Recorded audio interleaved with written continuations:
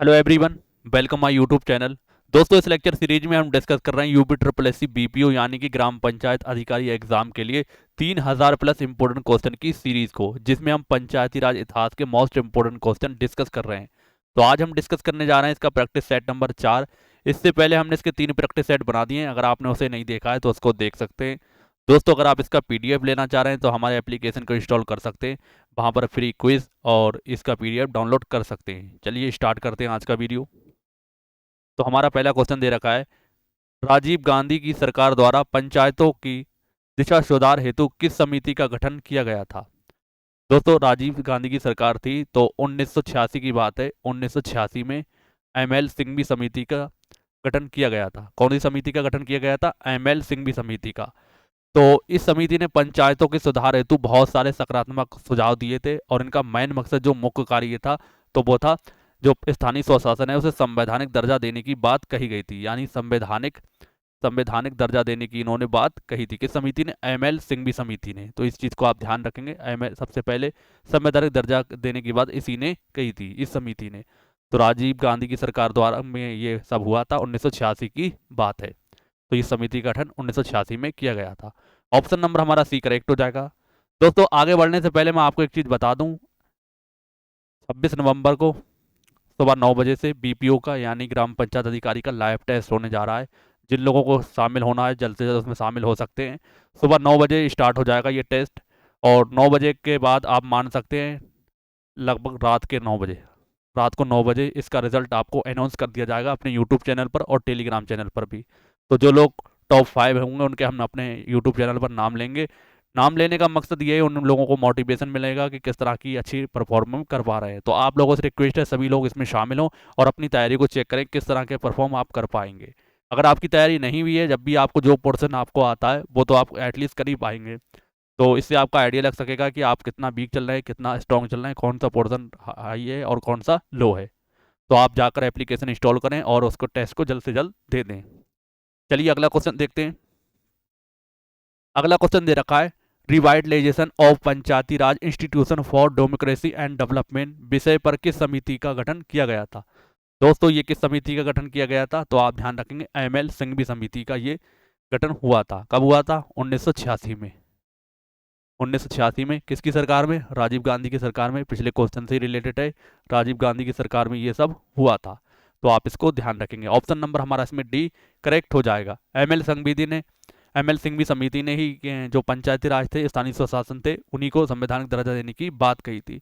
और सबसे ज़्यादा इन्होंने जो एक बात और कही थी कि वित्तीय संसाधनों की जो वित्तीय संसाधन है पंचायतों को उपलब्ध होना चाहिए, टाइम पर उपलब्ध होना चाहिए। ऐसा नहीं ज़रूरत आज है और उसके 1 महीने बाद 2 महीने बाद प्राप्त हो रहे हैं, तो ऐसा नहीं होना चाहिए। जिसकी ज़रूरत है, मान लो कहीं खरंजा बनना है या फिर पानी की सुविधा उपलब्ध कराना है, तो उन्हें संसाधनों को जल्द से जल्द उन्हें प्रोवाइड कराना चाहिए। तो आप इसके बारे में ये चीज़ ध्यान रखेंगे। ऑप्शन नंबर डी करेक्ट हो जाएगा।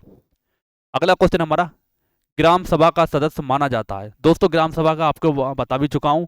ग्राम सभा का सदस्य कौन होता है? तो जो आपके यहाँ वोटर लिस्ट होती है यानी निर्वाचक नियमावली होती है, निर्वाचक नियमावली होती है, निर्वाचक नियमावली। तो जिस किसी का वोटर लिस्ट में नाम शामिल होता है तो वो ग्राम सभा का सदस्य माना जाता है। तो ऐसे लोग जो जिनका वोटर लिस्ट में नाम शामिल होता है तो वो 18 वर्ष की आयु उनकी प्राप्त होनी चाहिए। तो ये चीज़ आप इसके बारे में ध्यान रखेंगे। और जो ग्राम पंचायत का प्रशासन किसकी देखरेख में होता है? तो ग्राम सभा की देखरेख में किया जाता है। और जो इसका लेखा जोखा है, ग्राम पंचायत जो काम कर रही है उसका परीक्षण निरीक्षण करना, किस तरह का काम हो रहा है, क्या हो रहा है, ये सब देखा जाता है। तो इसमें ऑप्शन नंबर हमारा कौन सा? ऑप्शन नंबर बी करेक्ट हो जाएगा। जिसने 18 साल की आयु प्राप्त कर लिया हो तो वो ग्राम सभा का सदस्य माना जाता है। तो ये आप इसके बारे में ध्यान रखेंगे। ऑप्शन नंबर बी करेक्ट हो जाएगा। अगला क्वेश्चन हमारा, पंचायत समिति के संदर्भ में असत्य कथन है। तो पंचायत समिति के संदर्भ में आपको बताना है कौन सा असत्य कथन। तो सबसे पहला दे रखा है, ये पंचायती राज व्यवस्था की मध्यवर्ती स्तर है। सही बात है। पंचायत समिति खंड के सभी ग्राम पंचायतों के सरपंच इसके सदस्य होते हैं, ये भी इसके लिए सही है। आगे दे रखा है, इसके मुख्य प्रशासनिक अधिकारी को खंड विकास अधिकारी भी कहते हैं, बिल्कुल ये भी सही है। पंचायत समिति का अध्यक्ष राज्य सरकार द्वारा नियुक्त किया जाता है, ये इसके लिए गलत है। तो पंचायत समिति का जो अध्यक्ष होता है अपने जो सदस्य उनके द्वारा ही चुना जाता है। तो ये चीज़ आप इसके बारे में ध्यान रखेंगे। इसमें आपसे सतत पूछा गया है। तो ऑप्शन नंबर हमारा डी पूरी तरीके से करेक्ट हो जाएगा। अगला क्वेश्चन देखते हैं, पंचायत का चुनाव लड़ने के लिए न्यूनतम आयु होना चाहिए। दोस्तों अगर आप ग्राम पंचायत का चुनाव लड़ना चाह रहे हैं और ग्राम प्रधान बनना चाह रहे हैं तो आपकी आयु कितनी होनी चाहिए? 21 वर्ष। ऑप्शन नंबर हमारा इसमें बी करेक्ट हो जाएगा। बात करें जो आपकी कह सकते हैं ग्राम सभा का सदस्य बनने के लिए, यानी कि जो वोटर लिस्ट में नाम शामिल होने के लिए आयु कितनी होनी चाहिए? 18 वर्ष। और वोट देने की भी आयु इतनी है, 18 वर्ष। तो आप इसके बारे में ये चीज़ ध्यान रखेंगे। अगर पंचायत का चुनाव लड़ने के लिए 21 वर्ष है और ग्राम सभा का अगर आपका मतलब उसका सदस्य बनने के लिए आपकी आयु कितनी होनी चाहिए? 18 वर्ष। ऑप्शन नंबर हमारा बी करेक्ट हो जाएगा। अगला क्वेश्चन है हमारा, संविधान की 11वीं अनुसूची के अनुसार पंचायत के संदर्भ में अनिवार्य प्रावधान है।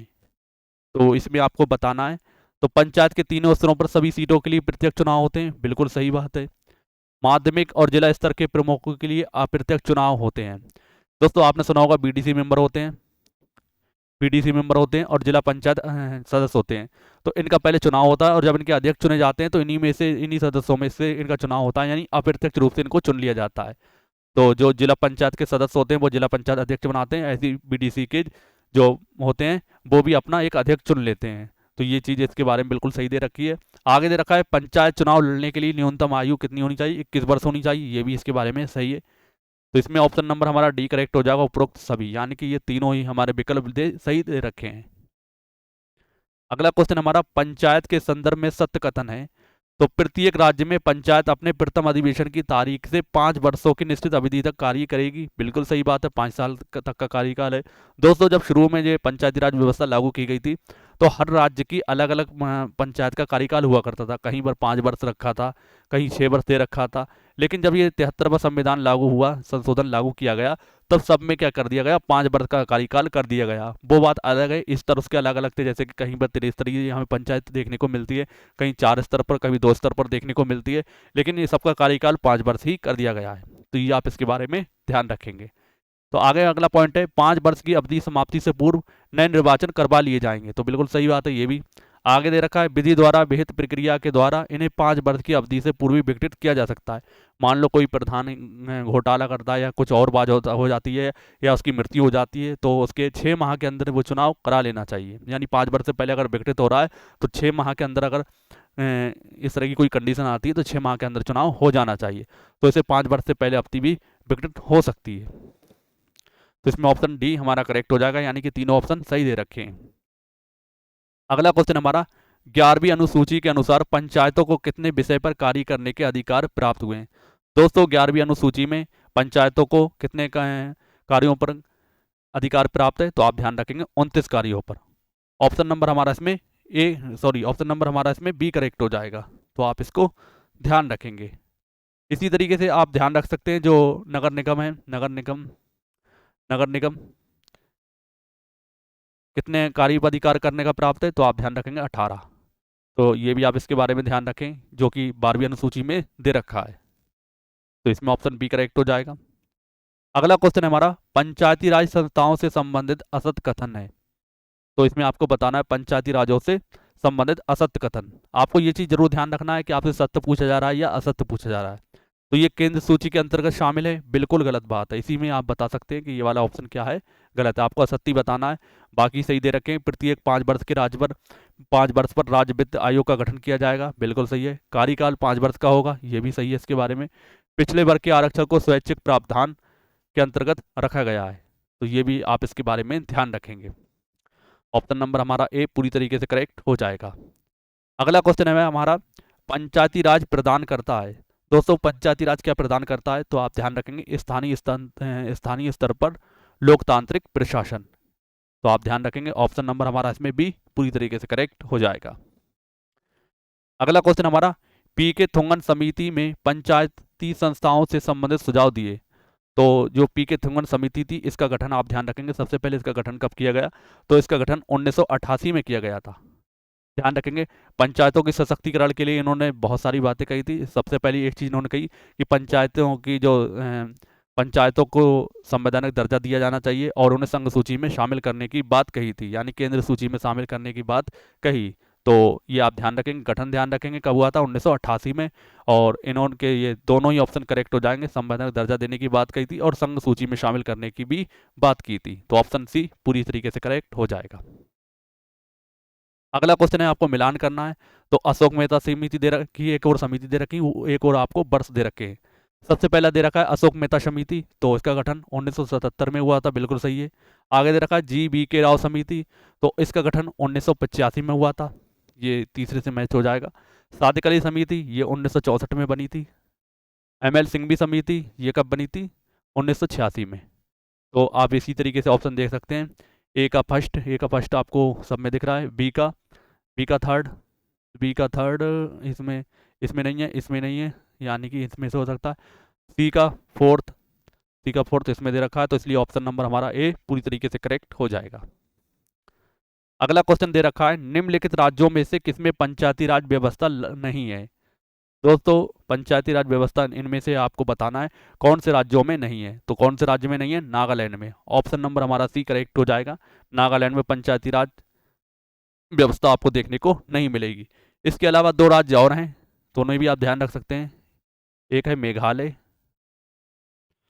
दूसरा है आपका मणिपुर। तो ये तीन राज्य हैं, नागालैंड, मेघालय और मणिपुर। इसमें आपको पंचायती राज व्यवस्था देखने को नहीं मिलेगी। इसके स्थान पर कुछ स्वायत्त पंचायतें मान सकते हैं, जिन्हें हम जिला परिषदें कहते हैं।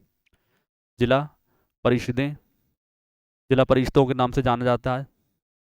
तो इसके बारे में आप ध्यान रखेंगे, यही वहाँ के जनजातीय प्रशासन की व्यवस्था को देखती हैं, तो आप इसको ध्यान रखेंगे। ऑप्शन नंबर हमारा सी इसमें करेक्ट हो जाएगा। अगला क्वेश्चन हमारा, पंचायत से संबंधित अनुसूचित क्षेत्रों में विस्तार अधिनियम कब पारित किया गया। दोस्तों इसी को हम कहते हैं शॉर्ट में पेशा पेशा पेशा एक्ट।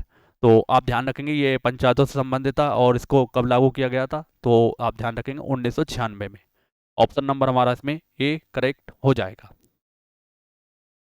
अगला क्वेश्चन हमारा, निम्नलिखित में से कौन सुमेलित नहीं है। बलवंत राय मेहता समिति, तो ये समिति त्रिस्तरीय सुझाव दिया था, बिल्कुल सही है। अशोक मेहता समिति ने दो स्तरीय बात कही थी, ये भी सही है। PK थुंगन समिति राज्य सूची में पंचायती राज। ML सिंघवी समिति संवैधानिक दर्जा देने की बात कही थी, लेकिन PK थुंगन समिति ने ये बात नहीं कही थी। इन्होंने ये संघ सूची में शामिल करने की बात की थी, यानी केंद्र सूची में शामिल करने की बात कही थी पंचायती राज को। तो इसलिए ऑप्शन नंबर हमारा सी करेक्ट हो जाएगा, तो आप इसको ध्यान रखेंगे। अगला क्वेश्चन हमारा, पंचायत समिति के अध्यक्ष का चुनाव होता है। दोस्तों पहले पंचायत समिति के सदस्य चुने जाते हैं, जिनका चुनाव कैसा होता है, प्रत्यक्ष तरीके से, यानी जो जनता द्वारा चुना जाते हैं, इनका चुनाव क्या होता है, प्रत्यक्ष तरीके से। जब इसके अध्यक्ष चुनने की बात आती है, अध्यक्ष चुना जाता है, तो इसके जो चुने हुए सदस्य होते हैं वो चुनते हैं, यानी वही वोटिंग करते हैं, तो उससे क्या बनता है, अध्यक्ष बनता है। तो इसी तरीके से ये कौन सा कहलाएगा, ये अप्रत्यक्ष रूप से चुना जाएगा। तो इसलिए ऑप्शन नंबर हमारा बी पूरी तरीके से करेक्ट हो जाएगा। और जो इसका जो अध्यक्ष चुना जाता है उसे हम क्या कहते हैं, खंड प्रमुख के नाम से जानते हैं, खंड प्रमुख। तो ये भी आप इसके बारे में ध्यान रखेंगे, इससे रिलेटेड भी एग्जाम में क्वेश्चन आपसे पूछ सकते हैं। ऑप्शन नंबर बी पूरी तरीके से करेक्ट हो जाएगा। अगला क्वेश्चन हमारा, निम्नलिखित में से किस राज्य में 4 स्तरीय पंचायत है। दोस्तों जैसा कि आपको पता है, कहीं हमारे देश के अंदर बहुत सारे राज्यों में 2 स्तरीय है, कहीं 3 स्तरीय, तो 4 स्तरीय इसमें आपसे पूछा गया है। 4 स्तरीय आपको कहाँ पर देखने को मिलती है, किस राज्य में देखने को मिलती है, तो आपको ध्यान रखना है, ये आपको देखने को मिलती है पश्चिम बंगाल के अंदर।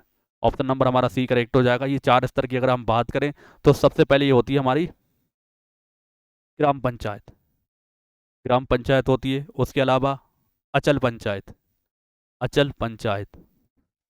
उसके अलावा आंचलिक पंचायत, आंचलिक पंचायत। उसके बाद जिला परिषद, जिला परिषद, जिला परिषद।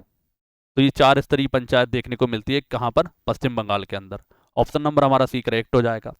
दोस्तों बहुत सारे लोग कह रहे थे कि क्वेश्चन की संख्या बढ़ा दीजिए, तो जैसे जैसे अभी आपकी एग्जाम की डेट भी कोई फिक्स भी नहीं है, जो उम्मीद लगाई जा रही है आपके जनवरी के लास्ट में ये एग्ज़ाम हो सकता है। तो जैसे ही एग्ज़ाम की डेट आती है वैसे ही हम क्वेश्चन की संख्या बढ़ा देंगे। अभी 30 चल रहे हैं और जल्दी से जल्द हम 50 कर देंगे। तो आप लोगों से बस रिक्वेस्ट है, आप लोग अपना प्यार बना रहें और अपनी तैयारी को करते रहें। और बहुत सारे लोग ये भी कह रहे थे कि यूथ की बुक करा रहे हो। हाँ बिल्कुल सही बात है, यूथ की बुक चल रही है। इसके बाद कोई और सी बुक हम स्टार्ट करेंगे। हमारा लक्ष्य है 3000 प्लस इंपॉर्टेंट क्वेश्चन कराना, तो 3000 प्लस इंपॉर्टेंट क्वेश्चन आपको देखने को इस चैनल पर मिलेंगे। तो ज़्यादा से ज़्यादा लोगों को जोड़ लें। चलिए अगला क्वेश्चन देखते हैं। अगला क्वेश्चन दे रखा है, भारत के किस राज्य में अल्पसंख्यकों के लिए पंचायत का आरक्षण का प्रावधान है? तो किस राज्य में देखने को मिलता है? ये आंध्र प्रदेश के अंदर। तो आप ध्यान रखेंगे, ऑप्शन नंबर हमारा बी पूरी तरीके से करेक्ट हो जाएगा। अगला क्वेश्चन हमारा, बिहार सरकार द्वारा किस वर्ष पंचायती राज व्यवस्था में महिलाओं को 50% आरक्षण देने का प्रावधान किया गया है? दोस्तों जो पंचायती राज व्यवस्था है, वैसे तो उसने कहा 33% आरक्षण होना चाहिए, और बाकी राज्य पर डिपेंड है कि राज्य कितना देना चाह रहा है। तो बिहार ने कितना दे रखा है? ये 50% का दे रखा है। तो किस वर्ष ये किया प्रावधान किया गया था? 2006 में। तो ऑप्शन नंबर हमारा सी करेक्ट हो जाएगा। यूपी की बात करें, यूपी में ये कितना है? तो 33%, 1/3%, 1/3 भाग, यानी कि 33%। तो आप इसको ध्यान रखेंगे। ऑप्शन नंबर हमारा सी करेक्ट हो जाएगा। अगला क्वेश्चन हमारा, जिला पंचायत अध्यक्ष का चुनाव कौन करता है? दोस्तों जैसा कि आप सबको पता होगा, सबसे पहले जिला पंचायत के जो सदस्य चुने जाते हैं वो जनता द्वारा चुने जाते हैं, यानी उनका चुनाव कैसा होता है? प्रत्यक्ष रूप से। और जो जिला पंचायत का अध्यक्ष चुना जाता है तो वो इन सदस्यों के द्वारा चुना जाता है। तो जिला पंचायत के सदस्य क्या चुनते हैं? जिला पंचायत के अध्यक्ष को। इसलिए ऑप्शन नंबर हमारा ए पूरी तरीके से करेक्ट हो जाएगा। अगला क्वेश्चन हमारा, ग्राम सभा की कार्यकारी संस्था है। दोस्तों ग्राम सभा की कार्यकारी संस्था क्या होती है? ग्राम पंचायत। ऑप्शन नंबर हमारा इसमें ए करेक्ट हो जाएगा। तो ग्राम सभा क्या करती है? ग्राम सभा के द्वारा पंचायत के कार्यों का निरीक्षण और मूल्यांकन किया जाता है। कोई भी काम हो रहा है तो उनकी देखरेख में ही किया जाता है ग्राम सभा की। तो इस चीज़ को आप ध्यान रखेंगे। ग्राम पंचायत का अध्यक्ष कौन होता है? प्रधान होता है, ये भी आपको पता है। ऑप्शन नंबर हमारा इसमें ए करेक्ट हो जाएगा। अगला क्वेश्चन हमारा, पंचायती राज से संबंधित किस समिति का गठन योजना आयोग की सिफारिश पर किया गया था? तो पंचायती राज से संबंधित किस समिति का गठन किया गया था? आप ध्यान रखेंगे, ये हुआ था GV के राव समिति का गठन। ऑप्शन नंबर हमारा इसमें ए करेक्ट हो जाएगा। तो कब हुआ था? आप ध्यान रख सकते हैं, डेट आपसे एग्जाम में पूछ सकते हैं। तो ये हुआ था 1985 में। कब हुआ था? 1985 में इसका गठन किया गया था। और जो इसका इस समिति का उद्देश्य था, तो उद्देश्य को भी आप ध्यान रख सकते हैं। तो पंचायती राज से जो भी कोई संबंधित जानकारी है उसके सुझाव देने से संबंधित जानकारी देना था। तो ये आप ध्यान रखेंगे। ऑप्शन नंबर हमारा इसमें ए करेक्ट हो जाएगा। अगला क्वेश्चन है, राज्य वित्त आयोग का गठन कौन करता है? दोस्तों वैसे वित्त आयोग का गठन कौन करता है तो आपको बताना है। और राज्य वित्त आयोग का गठन कौन करता है? तो वो करता है राज्यपाल। और वित्त आयोग का वैसे गठन कौन करता है? राष्ट्रपति। तो इसमें ऑप्शन नंबर हमारा बी करेक्ट हो जाएगा। ये चीज़ आप ध्यान रखेंगे। और जो इसका कार्य होता है, पंचायतों के लिए वित्त आवंटन से संबंधित सुझाव देना कार्य होता है। तो ये आप इसके बारे में ध्यान रखेंगे। ऑप्शन नंबर हमारा इसमें बी करेक्ट हो जाएगा। और जो राज्य वित्त आयोग है, इससे इसमें कौन है, इसके संबंधित कौन से आर्टिकल में दे रखा है, कौन से अनुच्छेद में दे रखा है? तो आप ये भी ध्यान रखें, 243 आई। ऑप्शन नंबर हमारा इसमें बी करेक्ट हो जाएगा। अगला क्वेश्चन हमारा, पंचायतों को शक्ति प्राप्त होती है। दोस्तों पंचायतों को जो शक्ति प्राप्त होती है, किसके द्वारा प्राप्त होती है? राज्य के विधानमंडल द्वारा। तो राज्य की विधानमंडल ये शक्ति या प्राधिकार उन्हें देते हैं कि वो अपना स्वायत्त शासन संस्थाओं के रूप में कार्य करने के लिए समर्थ बन सकें। और ये किस आर्टिकल में दे रखा है? तो ये आप ध्यान रखेंगे, 243 आई में। 243 आई में इसके बारे में दे रखा है। तो इसमें ऑप्शन नंबर हमारा बी पूरी तरीके से करेक्ट हो जाएगा। अगला क्वेश्चन हमारा, राज्य वित्त आयोग द्वारा अपनी रिपोर्ट किसे सौंपी जाती है? राज्य वित्त आयोग द्वारा अपनी रिपोर्ट किसे सौंपी जाती है? तो आप ध्यान रखेंगे, ये रिपोर्ट अपने किसे सौंपते हैं? राज्यपाल को। ऑप्शन नंबर हमारा इसमें बी करेक्ट हो जाएगा। तो आप इसको ध्यान रखेंगे। और ये रिपोर्ट, आप एक चीज़ और ध्यान रखें, ये रिपोर्ट कितने वर्ष बाद सौंपी जाती है? तो रिपोर्ट हर 5वें वर्ष पर सौंपी जाती है। तो ये भी आपसे एग्जाम में क्वेश्चन पूछ सकते हैं। ऑप्शन बी करेक्ट हो जाएगा। अगला क्वेश्चन हमारा, राज्य वित्त आयोग की संरचना का निर्धारण कौन करता है? दोस्तों राज्य वित्त आयोग की संरचना का निर्धारण कौन करता है? तो ये करता है विधानमंडल। ऑप्शन नंबर हमारा इसमें ए करेक्ट हो जाएगा। और ये किस संविधान के किस अनुच्छेद में दे रखा है? 243 आई में। ऑप्शन ए करेक्ट हो जाएगा। अगला क्वेश्चन है, पंचायतों के गठन के लिए संविधान के किस भाग को निर्देशित किया गया है? दोस्तों संविधान के भाग 4 में राज्य के निधि निदेशक तत्व, राज्य के निधि निदेशक तत्व के अंतर्गत निधि निदेशक तत्व जो दे रखे हैं उन उसके अंतर्गत पंचायतों के बारे में दे रखा है। तो किस आर्टिकल में दे रखा है, अगर आपसे ये पूछें तो आर्टिकल कौन सा है, आर्टिकल है 40। आर्टिकल 40 में इसके बारे में दे रखा है। बात करें भाग की, तो भाग कौन सा है, तो भाग ध्यान रखना भाग चौथा है। भाग 4 में आर्टिकल 40 में पंचायतों के गठन के बारे में बात कही गई है। ऑप्शन नंबर हमारा सी करेक्ट हो जाएगा। अगला क्वेश्चन हमारा, स्थानीय शासन की निम्नलिखित में से कौन सी एक विशेषता नहीं है।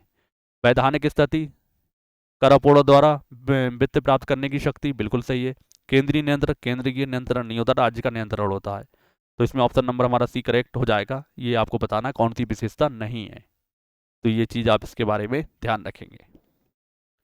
अगला क्वेश्चन हमारा, पंचायती राज संस्थाएं प्रतिनिधित्व करती हैं। दोस्तों पंचायती राज संस्थाएं किसका प्रतिनिधित्व करती हैं, तो शक्तियों के विकेंद्रीकरण का। ऑप्शन नंबर हमारा इसमें भी करेक्ट हो जाएगा। तो ये चीज आप इसके बारे में ध्यान रखेंगे। अगला क्वेश्चन है हमारा, उत्तर प्रदेश में ग्राम पंचायतों की कुल कितनी संख्या है। दोस्तों वर्तमान में उत्तर प्रदेश में ग्राम पंचायतों की संख्या कितनी है, ध्यान रखेंगे 57,705। तो इसमें ऑप्शन नंबर हमारा ए करेक्ट हो जाएगा, आप इसको ध्यान रखेंगे। ग्राम पंचायत किसके अंतर्गत कार्य करती है, ग्राम सभा के। ग्राम सभा ग्राम पंचायत के कार्यों का मूल्यांकन और निरीक्षण करती है। तो ये भी आप इसके बारे में ध्यान रखेंगे। ऑप्शन नंबर हमारा इसमें ए करेक्ट हो जाएगा। दोस्तों ये था practice set number 4। I hope सारे क्वेश्चन आपने अच्छे से देखे होंगे और सारा आपने इसका एक्सप्लेनेशन अच्छे से सुना होगा। दोस्तों ऐसा नहीं है कि क्वेश्चन जो मैं आपको बता रहा हूँ इन्हीं से क्वेश्चन बने, हो सकता है जो मैं एक्सप्लेन कर रहा हूँ, जो आपको अलग से फैक्ट बता रहा हूँ, इससे आपको एग्जाम में क्वेश्चन देखने को मिले। तो इसलिए आपको सारी चीज़ों को ध्यान रखते हुए चलना है। भले ही वीडियो को आप स्पीड बढ़ा के देखें, लेकिन एक एक पॉइंट को अच्छे से पूरा देखें, तो ही आपके जो क्वेश्चन है वो क्लियर हो पाएंगे। उम्मीद है वीडियो पसंद आया होगा, तो पसंद आया है तो लाइक और शेयर जरूर कर दें, और हेल्प मिल रही है तो चैनल को सब्सक्राइब कर सकते हैं, और इसका एप्लीकेशन को इंस्टॉल हमारे कर सकते हैं, जिससे आप टेस्ट फ्री में दे पाएंगे। मिलते हैं दोस्तों नेक्स्ट वीडियो में, तब तक के लिए जय हिंद, जय भारत।